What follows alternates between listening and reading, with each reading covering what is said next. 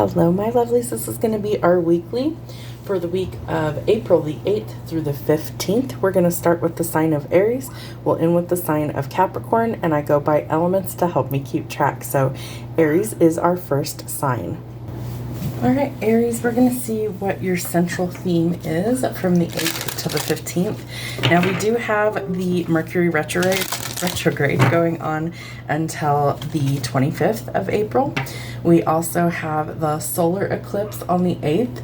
So there's definitely some astrological events that are going on. So there could be some issues with technology, communication, travel, things like that.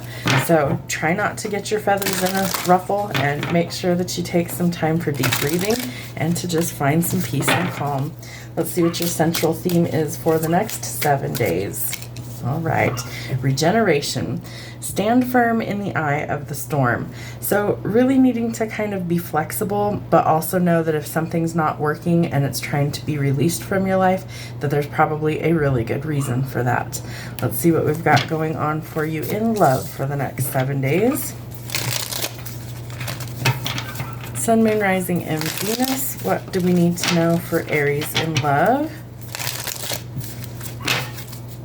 Aries, what do they need to know for love? All right, so you need to kind of live in the moment, and you also need to maybe get back out there if you've been single a while and to enjoy yourself. You might be spending some time with friends. You might be happily single, moving on from something that wasn't good, and you are welcoming some new love. So I feel like you might be meeting the one. You may also be getting together with somebody who is perfect for you and welcoming in some unconditional love. We love to see that happen. All right, what are some spiritual messages that we need from our guardians, the dragons? What do the dragons need to tell Aries this week?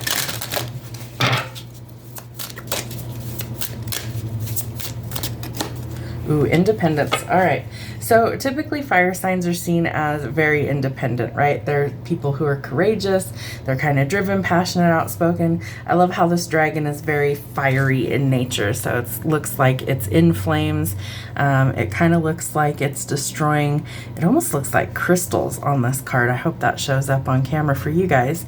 But it looks like this dragon is trying to find its independence. And so it may have to burn some things to the ground in order to do that. Let's get one more from the dragons. Dragon rider. So not all of us have a dragon that we are like able to ride. This one always makes me think of Game of Thrones and Khaleesi, and here she's even got blonde hair. So I feel like this is a sacred connection that you have to your dragon, your angel, whatever entity you want to call that. The dragons have been around for millennia, and they are a protective entity that helps assist us like our guardian angel or our spirit team. So if you are a dragon rider, it is a special bond that you and your dragon have. If you're like, I would love to meet my dragon, you can do a meditation in order to meet them.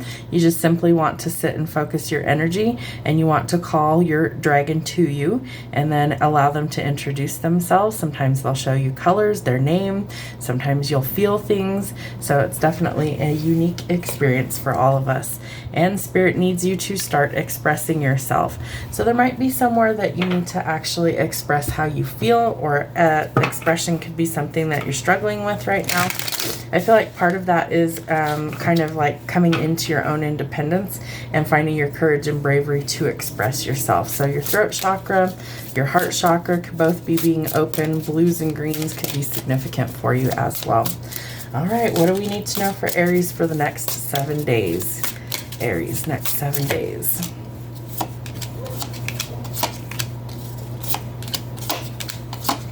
All right, so we start with the Chariot. So we have some speed that's coming through. Speed could be ending something. It could be going towards something new. I also feel like the Chariot requires balance, right? So think of if you get a flat tire, you're not going anywhere too fast. You're just kind of lumping around, right? So we need to find balance. You could also be purchasing a new vehicle, traveling, moving, relocating, but some forward momentum after a period of stagnation. You do have a new love offer coming in. We have the unconditional unconditional love card, and we also have heart with a key. So I feel like someone could be coming in to express how they feel, and you're thinking to yourself, yeah, right, damsel, when pigs fly. Well, quite literally, when pigs fly. So it may be an unexpected offer that somebody is revealing how they feel. I do feel like they want to make a meaningful connection, and so that's something that they have to have the courage in order to express.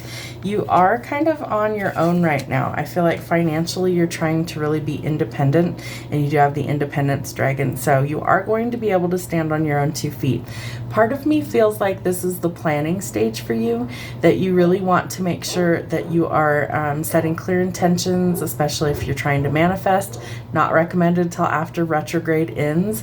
I also feel like eclipses are meant for releasing, so we're not trying to attract anything until after these things settle down and they're on their way out. I also feel like financially you want to be able to take care of yourself. So plan and set some goals right now. Trust your intuition. It's going to steer you where you need to be. There could be some hidden wisdom or knowledge that's being bestowed upon you as well. And I also feel like you're getting energetic downloads. Sorry, my neighbor's dogs are outside. And you're getting energetic downloads. So your third eye could also be being activated, as well as your crown chakra. And it's guiding you to where you're supposed to be.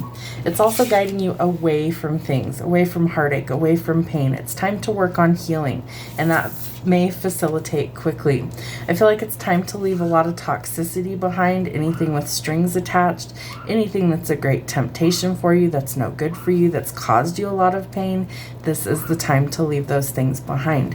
It's time to sever these ties once and for all and really, really focus on going forward towards happiness. The Ten of Cups is one of the happiest cards in the deck.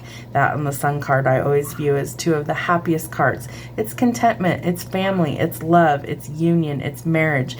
You might also be seeing rainbows for a signal that that is coming into you.